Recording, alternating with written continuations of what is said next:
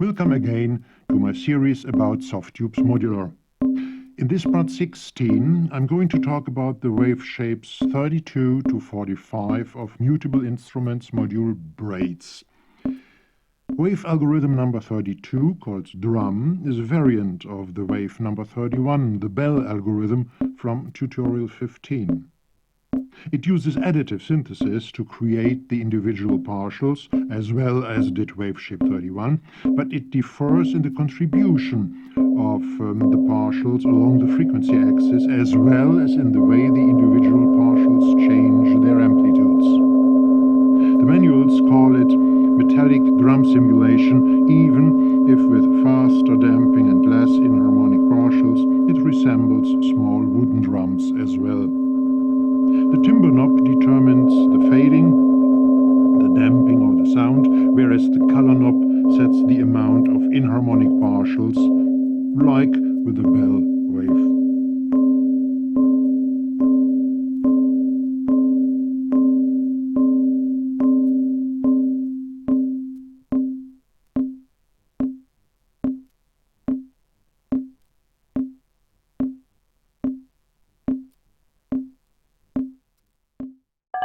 Let's listen how these waves work with a short rhythm.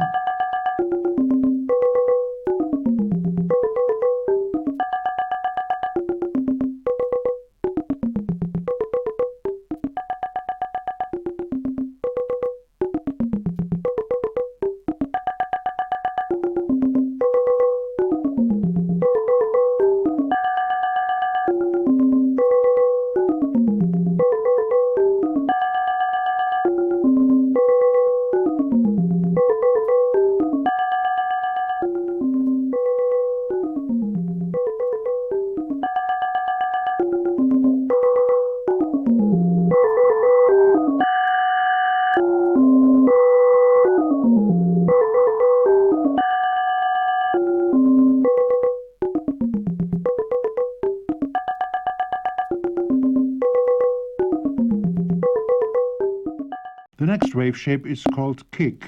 It's an 808 simulation. The timbre knob controls the decay time. Again, the color knob controls the sound's brightness. We tune the drum with, of course, the coarse and fine tune knobs, the main oscillator frequency knobs.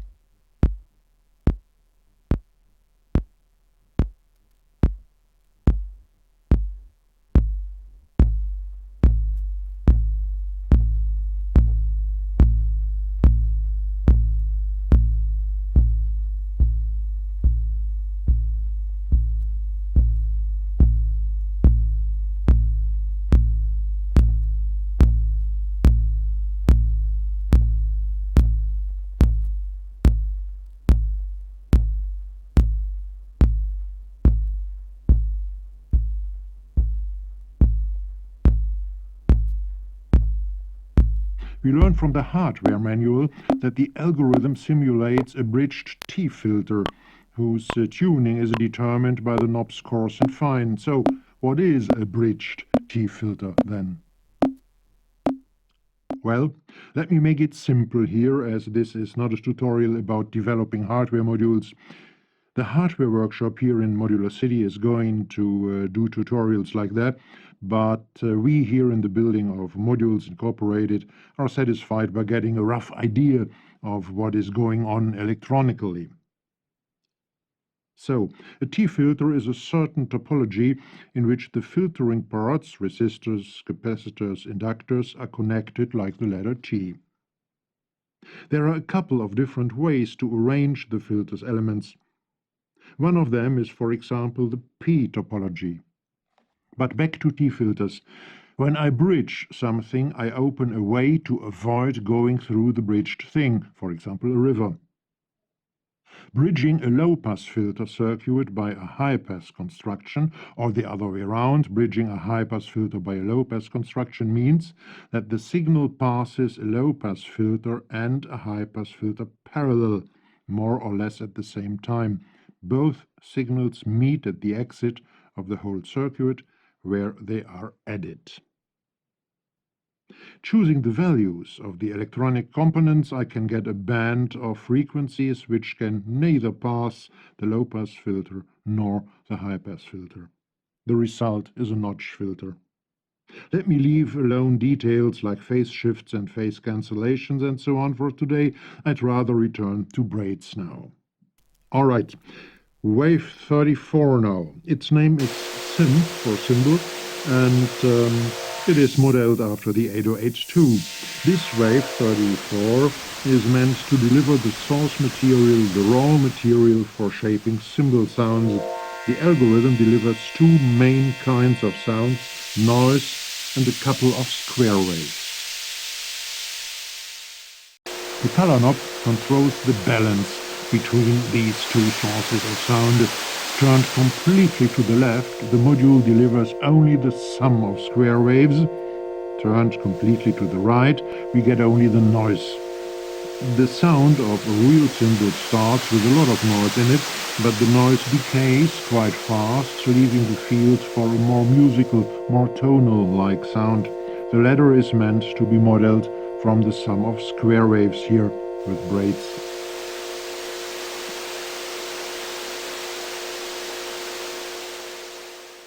The timbre knob controls the cut-off frequency of a bandpass filter.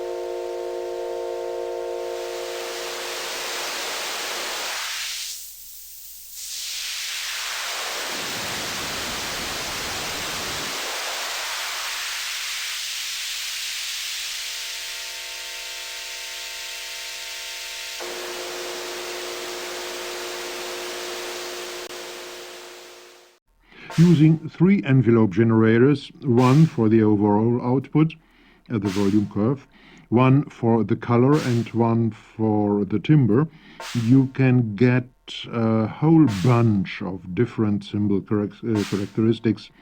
There's going to be a percussion workshop in the patch factory of Modular City, by the way, where they use braids together with other gear. There are more details of modeling cymbals, and they will be shown and explained in this workshop.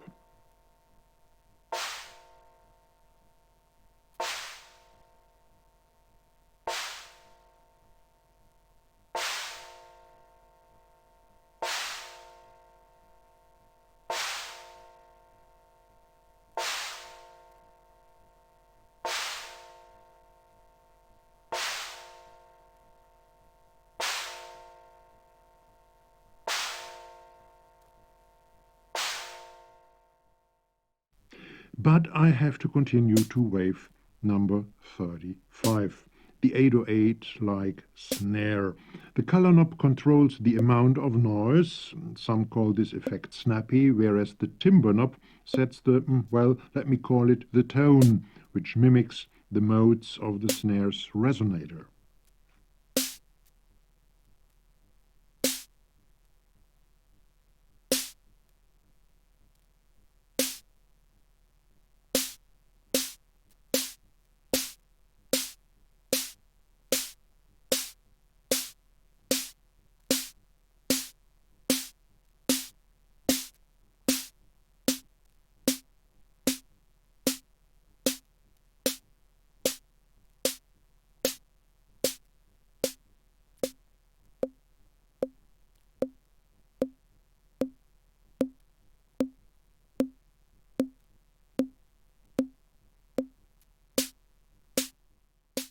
Let's leave the field of percussion and enter wavetable synthesis.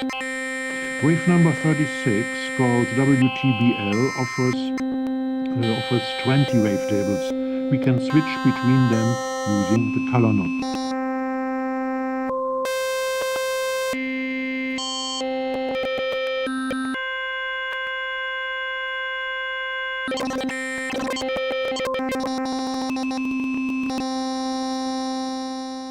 Each wavetable contains a couple of different wave shapes, of course. Well, that's what a wavetable does, containing different wave shapes. Okay. Using the timbre knob, we can scan through the different waves of the wavetable, which we have chosen with the color knob. When we travel through the waves of the chosen wavetable, consecutive waves get smoothly morphed into each other.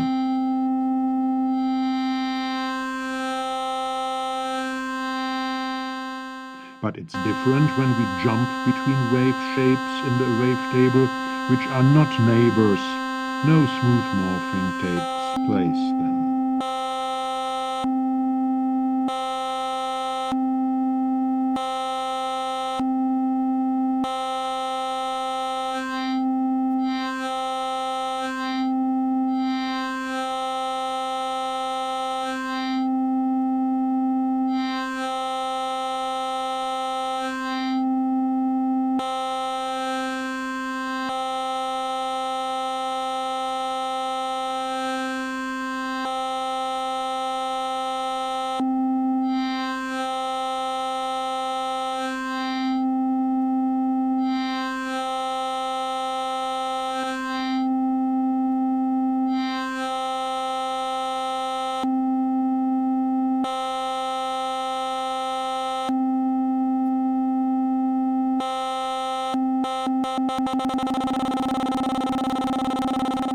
Wave number 37. And here I'd rather use the terminology of the written manual and say algorithm number 37. It is a collection of 256 different wave shapes. You have heard correctly, 256 wave shapes. They are arranged in a grid of 16 by 16 fields, each field containing one of these 256 wave shapes.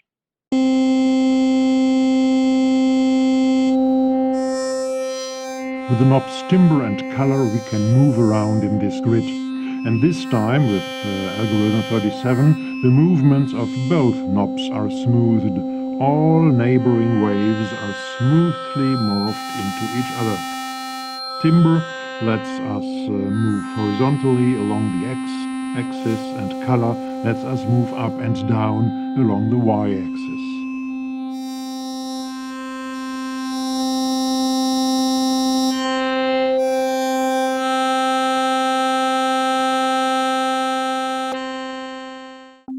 I modulate both parameters with LFOs running at different frequencies. Let's just listen while the module sweeps through the waves.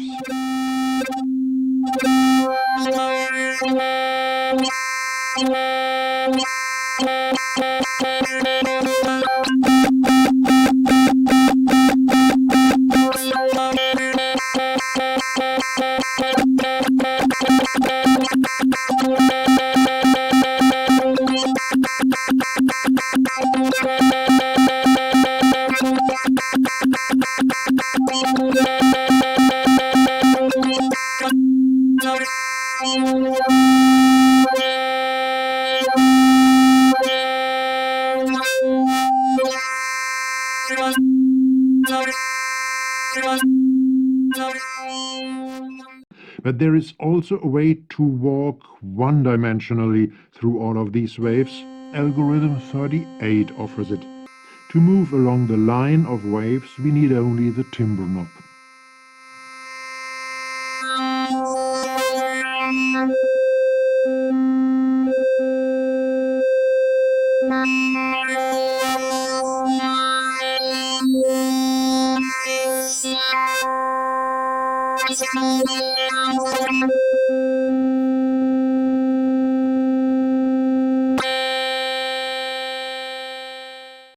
The function of color is a bit more complex here. It concerns the way how neighboring waves are morphed into each other. At its leftmost position, no interpolation, no smooth morphing takes place.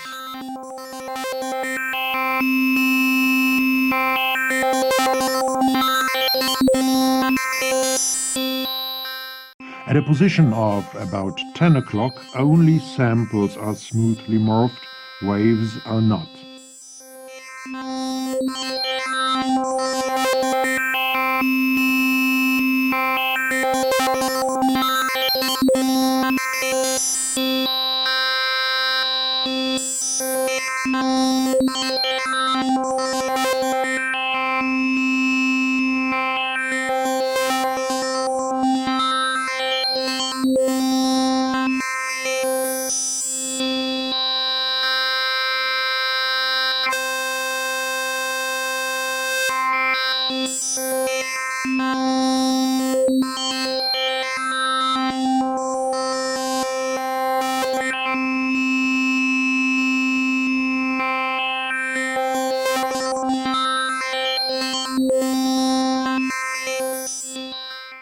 At 12 o'clock, at the 12 o'clock position, everything is smoothly morphed, waves as well as samples.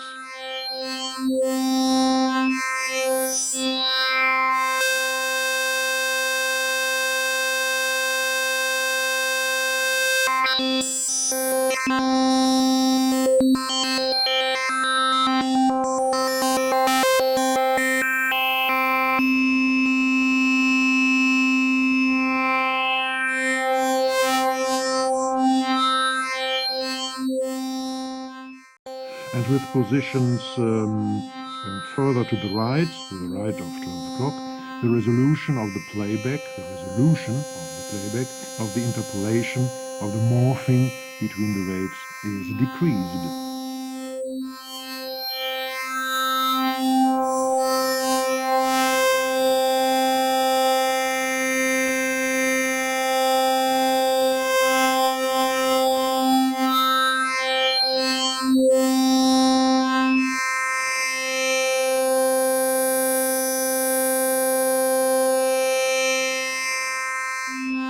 Algorithm 39, called WTX4, delivers 4 voices at the same time. It's more or less like WLIN, the wave before, but with only 16 waves on offer. With timbre, I can scan through these 16 waves. But the real adventure begins when I start messing around with the color knob. Color lets me choose between different chords which are built by the 4 voices. For example, at the 7 o'clock position, I get all 4 voices playing the same note, but they are a bit unstable in tuning against each other.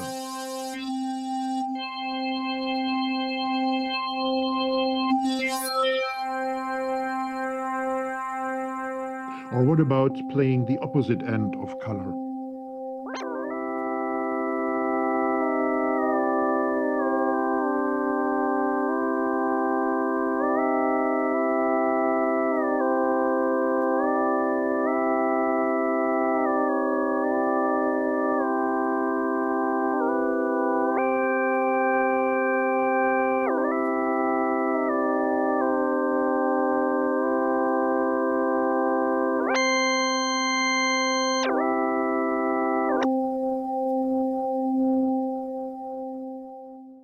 With wave shape 40, we enter the realm of noise.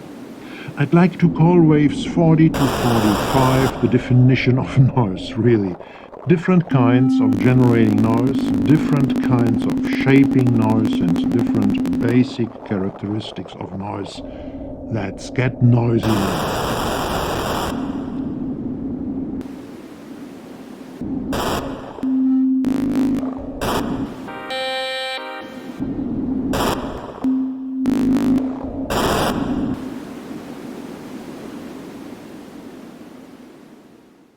But let me look at some interesting details. First wave algorithm 40. Well, it's white noise with an applied state variable filter with 2 outputs, a low pass output and a high pass output. Let me just show you the 3 important controls before I say some words about state variable filters in general. By the way, those who follow my series from the beginning, back at the 30th of July 2016, the first video in this series. They may remember my promise, even complete beginners will be able to follow. Therefore, I'm going to explain a bit concerning state variable filters in a minute. Well, the controls first. The tuning knobs determine the cut-off frequency of the filter.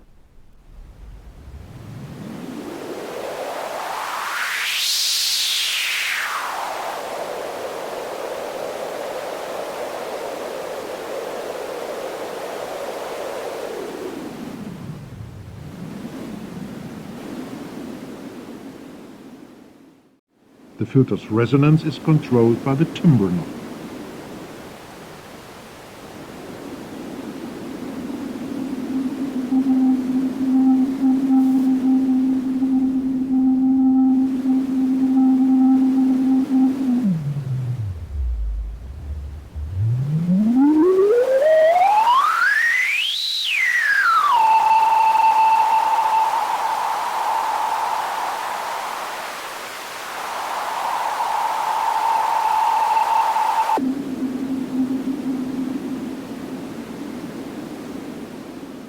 And the color knob lets us crossfade between the low-pass output and the high-pass output of the filter.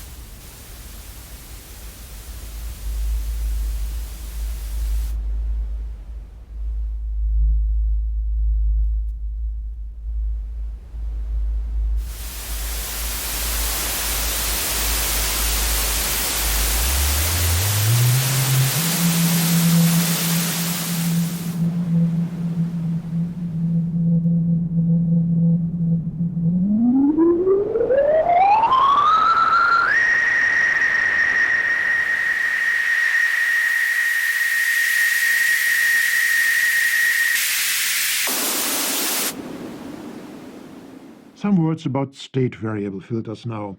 Musically, most important is the fact that we can adjust the three main parameters, gain, frequency, and filter Q, independently from each other.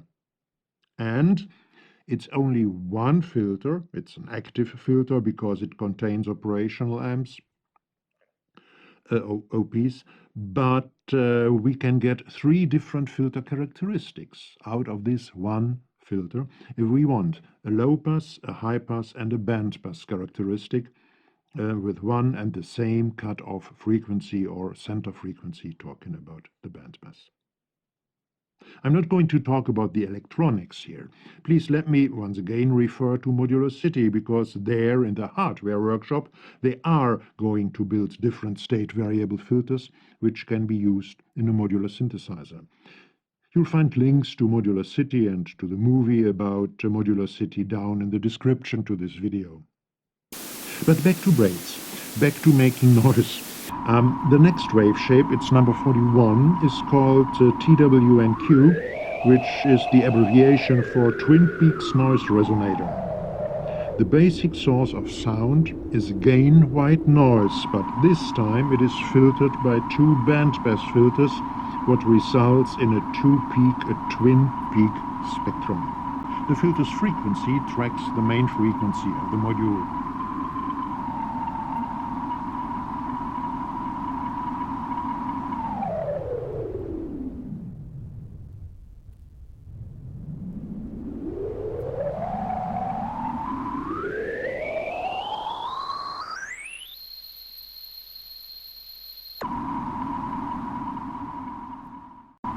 The Q factor is controlled by the timbre knob.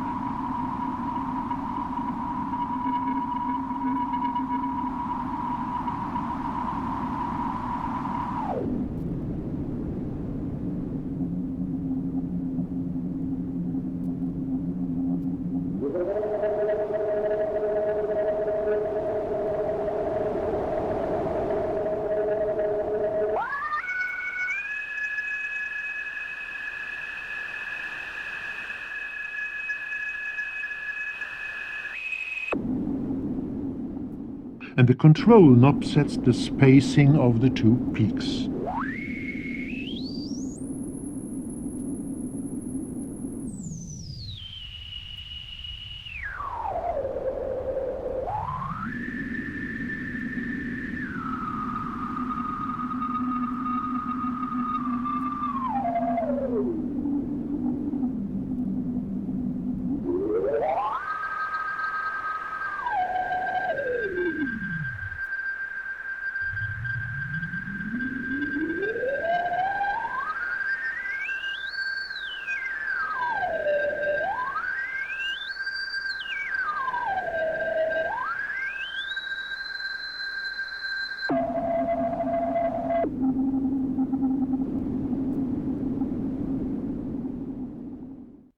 With two LFOs running at different low frequencies, we can quite easily generate nice ambience. It's sensible to patch an amplifier between the LFO and the color knob to get more natural sounding results.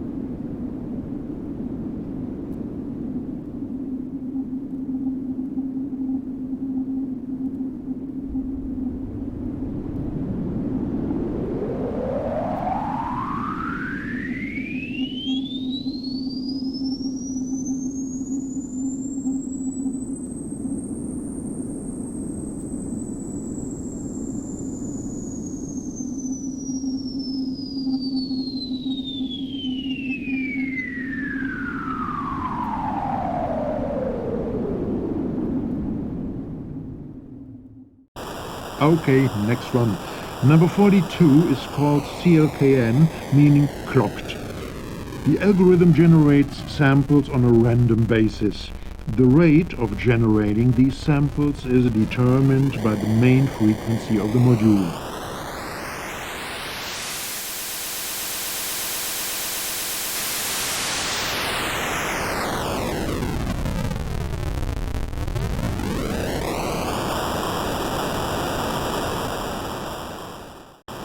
The timbre knob determines the periodicity of the generator with a maximal rate of 2 samples per cycle of the sampled sound.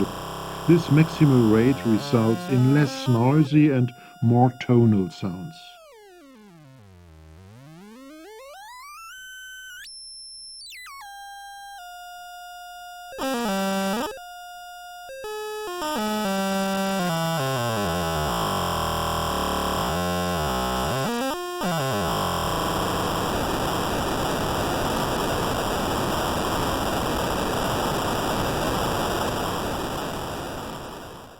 With the color knob, we set the level of quantization between 2 distinct levels and 32 distinct levels. Please watch the last tutorial about braids, tutorial 15 of the Softube series, to learn more about sample rates and quantization levels.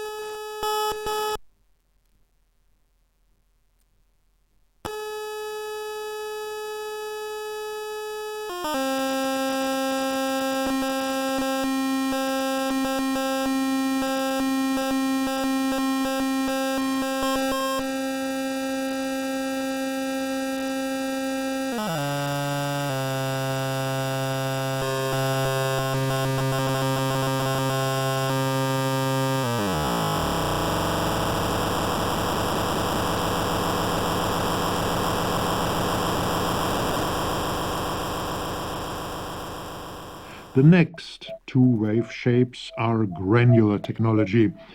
It might be useful to be or to get clear about some basic terms and functions on the level of grains and in granular processing of sound.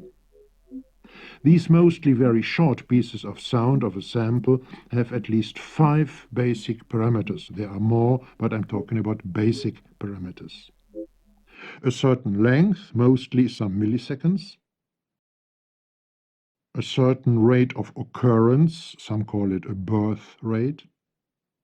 A certain time a grain and its predecessor overlap, or grains that overall overlap, which is given by the two aforementioned factors, length and rate, and by the number of grains which are generated at the same time.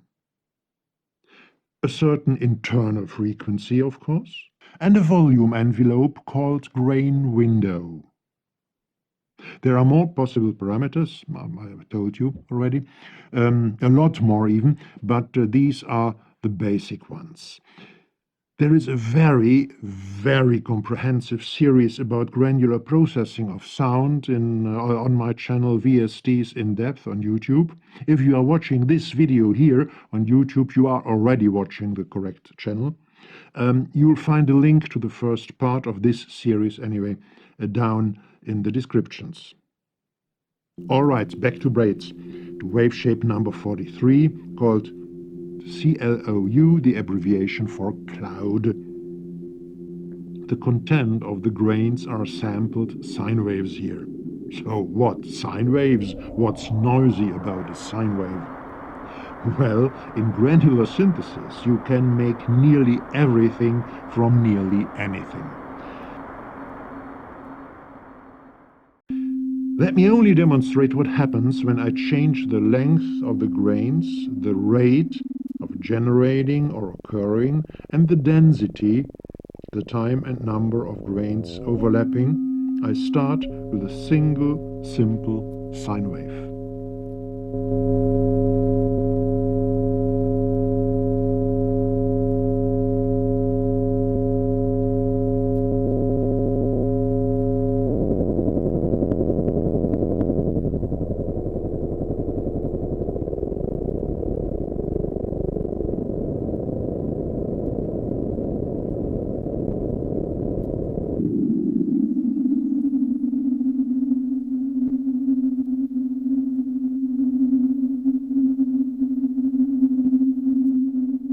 There are 3 parameters which we can change with braids. The frequency of the grains, meaning the frequency of the grains content, meaning the frequency of the sine waves. We do that, what a surprise, with the tuning knobs.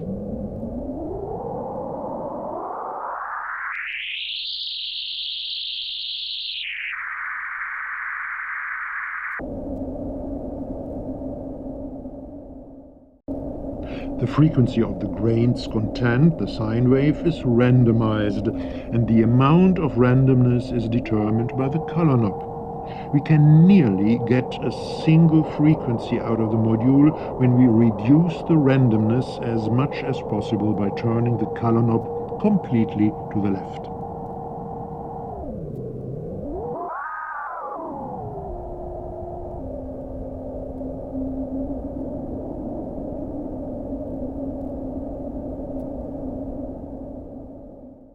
The third of the controllable parameters is the density of the grains.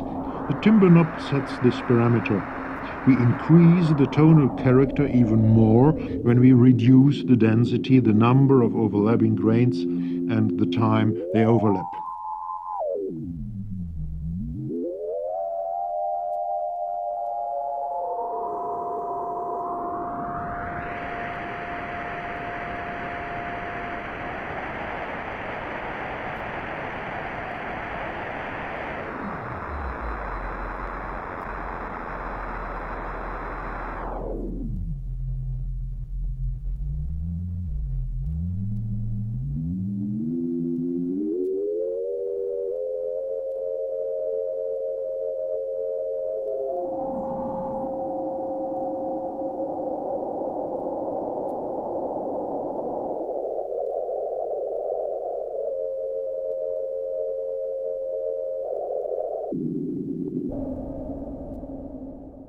Well, so far wave shape number 43. Let me continue to 44, to PRTC.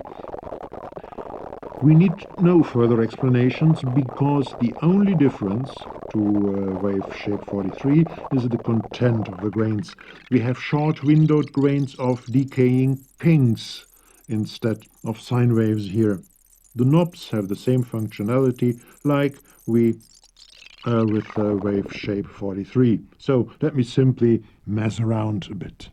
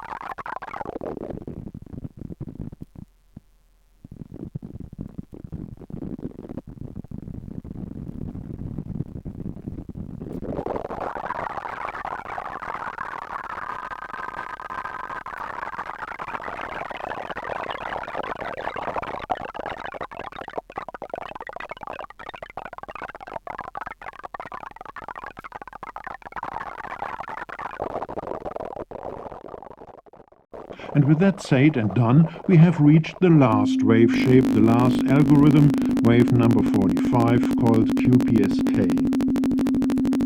This quite simple sounding wave mimics the sound of digital communication systems, or to be precise, it sounds like these systems would sound if they worked in audio rate.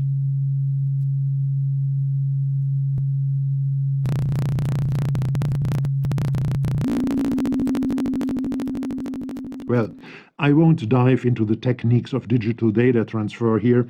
That's a matter my series with Grandpa Soundstone is going to deal with in one of the future parts. Those of you who want to know more about Grandpa Soundstone may follow the link in the description. So, what can we do with the knobs here? The tuning knobs influence the frequency again. What else should they do anyway? Okay, it shall be the frequency the carrier wave in those communication units.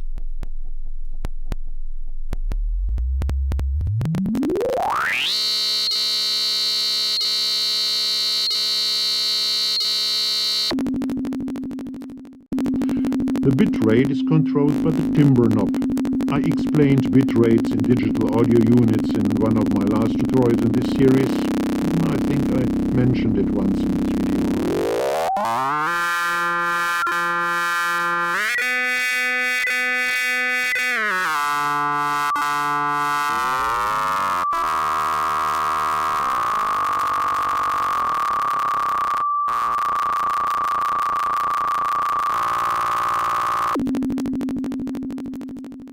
And color represents the packages of digitally sent data to give an easy explanation, which shall be sufficient here.